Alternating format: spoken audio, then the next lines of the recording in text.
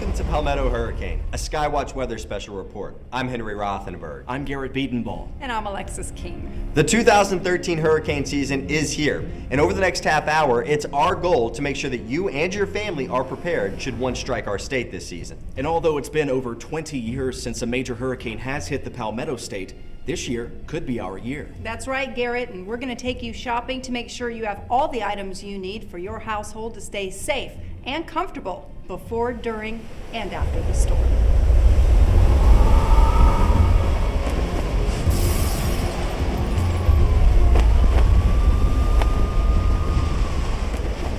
To be fully prepared for hurricane season, it's important to understand how these massive and sometimes deadly storms form.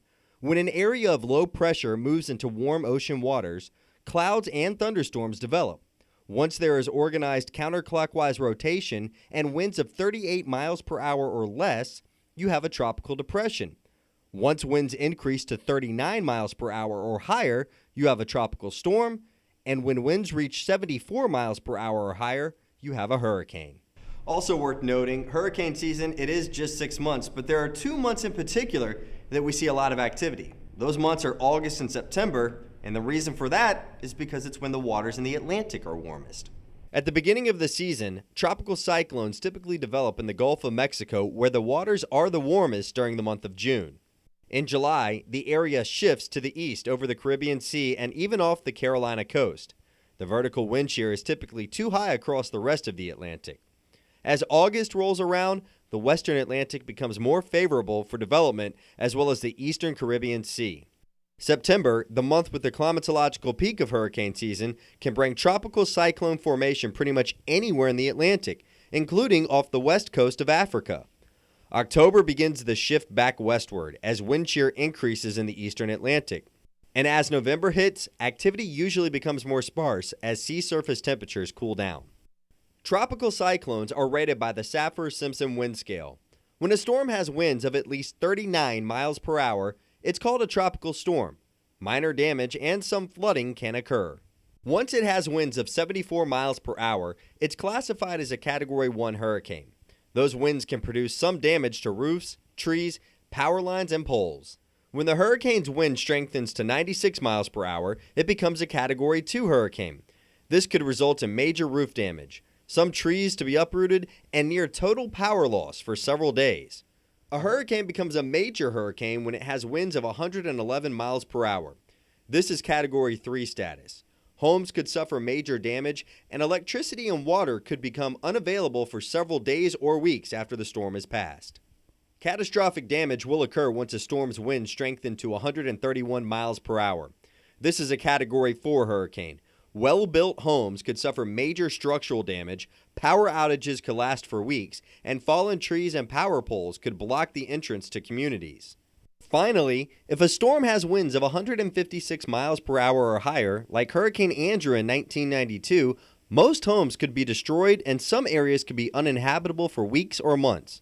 So if one is headed towards the Palmetto State, how would the state be warned? Garrett Biedenball has more. Thanks, Henry. It's important to know the difference between a watch and a warning. The National Hurricane Center in Miami, Florida, is responsible for issuing tropical storm and hurricane watches and warnings for areas that are expected to feel direct impacts. A tropical storm watch is issued when tropical storm, subtropical, or post-tropical cyclone conditions are expected within the specified area within 48 hours. A tropical storm warning means those conditions are expected to impact the area within 36 hours. A hurricane watch will be issued for an area when hurricane conditions are possible. The announcement will be made 48 hours in advance of the onset of expected tropical storm force conditions. When those conditions are within 36 hours of affecting the area, a hurricane warning will be issued. This is a time when your hurricane preparedness plan and possible evacuation should already be in full swing. The local National Weather Service office issues watches and warnings for more specific threats, like flooding or tornadoes. Now, while hurricane season is June 1st through November 30th, it's important to note hurricanes don't just strike in that window. In fact, our own Garrett Biedenbach, your first weekend with the Watch Fox family, and it was a little bit busier than normal for a May weekend. Yeah, we actually had Tropical Storm Alberto form right off the South Carolina coast in May of 2012, so storms can form outside the traditional June 1st to November 30th, and we can also have many impacts here in South Carolina. And we actually had two storms that formed in May of 2012. The other one off the Florida coast was Beryl. It was a record-setting year in 2012. Fortunately, 2013 has not been like that leading up to hurricane season, but it still doesn't mean the season itself won't be active. Still to come, would you know what to do if a hurricane was threatening the Palmetto State? Plus, what about supplies that you would need if you tried to ride out the storm? Our Alexis King has that. But up next, Garrett Biedenbaugh traveled to the Low Country to find out what they've learned since Hurricane Hugo. Stay with us. Palmetto Hurricane, a SkyWACH weather report will be right back.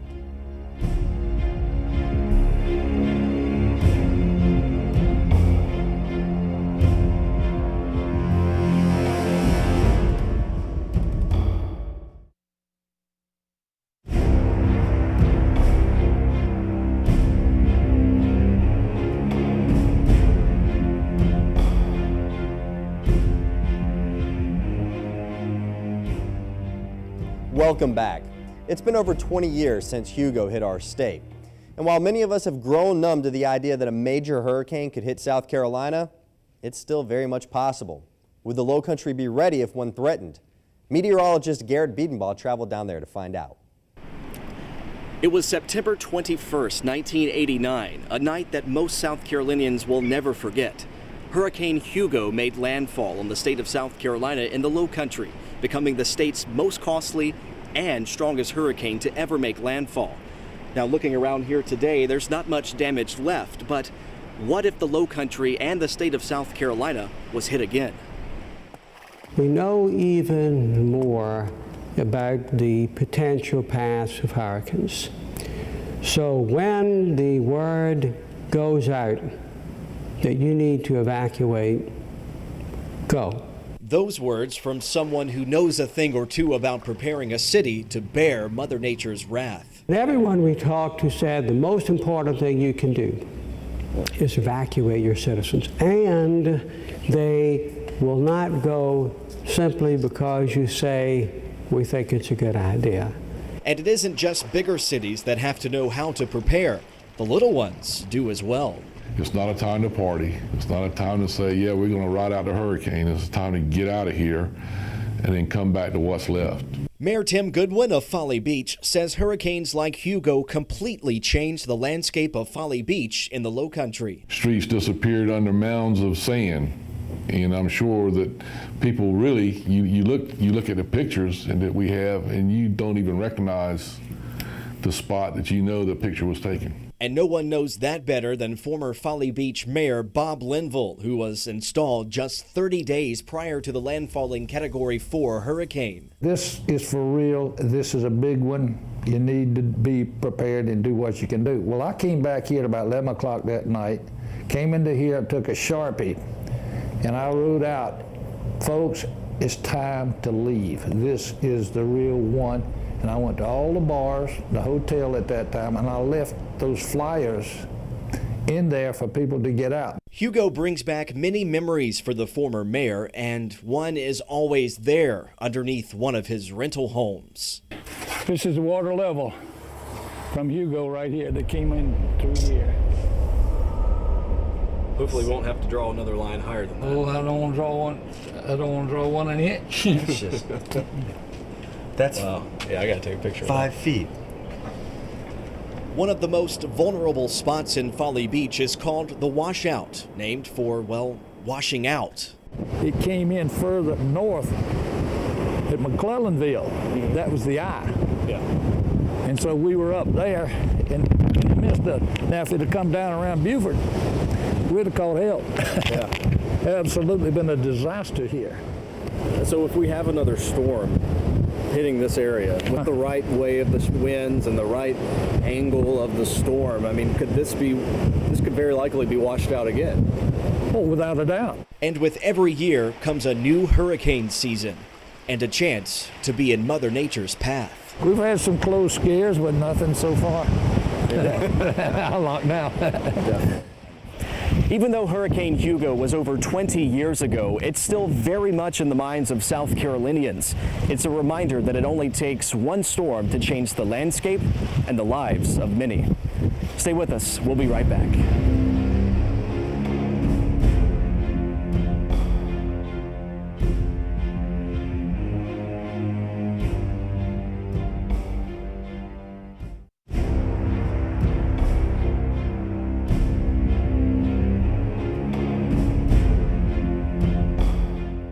Welcome back. Many residents of South Carolina didn't actually grow up here, so they may never have experienced tropical weather before. Would you know what to do if a hurricane was threatening South Carolina? Would you know when it's time to evacuate? Here are some important things that you need to know when tropical weather is pushing towards our state. About 90% of what you do to prepare for one type of disaster can be applied to all the types of disasters your communities may face. It's that extra 10% that you have to take into account for the specific information. That was Derek Becker, Public Information Officer for the South Carolina Emergency Management Division. SCEMD is the primary coordinating agency for any major disaster that could affect South Carolina. Basically, when there's a crisis or a major disaster that grows in scope beyond the local first responders' ability to respond to it, save lives, protect property, that sort of thing, we would step in and support the county emergency management agencies and the local first responders to make sure they had what they need. It's at SCEMD and the State Emergency Operations Center that everyone from the governor down will be working to monitor the storm when SCEMD goes into operations mode. So who's responsible for making sure that SCEMD is fully staffed in the event of a hurricane? Meet Stephen Batson, Chief of Operations. In the Emergency Operations Center, we typically run 12-hour shifts with two shifts covering a 24-hour span of time. And while there are a number of people physically in SCEMD working to keep you safe, there are also agencies across the country assisting them in monitoring the situation. Advances in technology, we're also coordinating off-site through teleconferences and video teleconferences with a whole host of partners, including FEMA and even potentially the national level emergency operations centers and regional operations centers. What about when the word comes down for evacuation? How does the state get thousands of vehicles away from the coast with some order? Well, it's a term called contraflow. What does contraflow mean? What that means is I-26, whenever the governor announces a mandatory evacuation from the coast, they're gonna reroute I-26. Everything is gonna be headed back east or back west, which will be coming back toward Columbia. And how can the Highway Patrol get all eastbound traffic off the interstate? Between here and Charleston, they'll have troopers set up not letting anybody get on the eastbound side. What about after a storm is hit and when people want to come together and help each other out?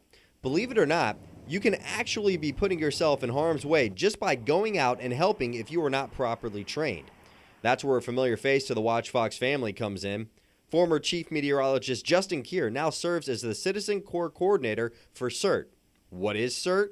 Community Emergency Response Team. So are CERT members like first responders? The CERT program focuses on citizen disaster preparedness. So essentially, CERT volunteers, a lot of people wonder, are they first responders? It's a program that teaches people how to be the bridge between first responders and their community. While CERT members may not be first responders, the first responders may rely heavily on CERT members aiding them in where assistance is needed. The idea of CERT, the reason that CERT was created was that if we have a major disaster here, for example, an earthquake, first responders may not be able to get to you, your family, or your community. And that's where CERT is going to come into play. CERT has a tie to the local emergency management in your county, in your jurisdiction. You're going to be interacting with the county emergency manager. CERT members will serve a vital role in the aftermath of a hurricane, and it's a safer way for you to help your community after a storm. If CERT is something that interests you, Justin has some helpful information for how you can become a CERT. A great resource for how to find out information about the CERT program, check out scemd.org. Also, many county emergency management offices themselves have their own CERT page. You can find us on Facebook, you can find us on Twitter. We're putting out YouTube information as well as we head into the hurricane season. And then as we look to the local offices, many local offices, whether they be emergency management offices, fire departments, or actual CERT teams, have their own Facebook pages and Twitter handles as well. Remember, you can get the latest tropical weather information on our website through our Fox Hurricane Tracker. It's a great and valuable resource for you to have this hurricane season. Stay with us. We'll be right back.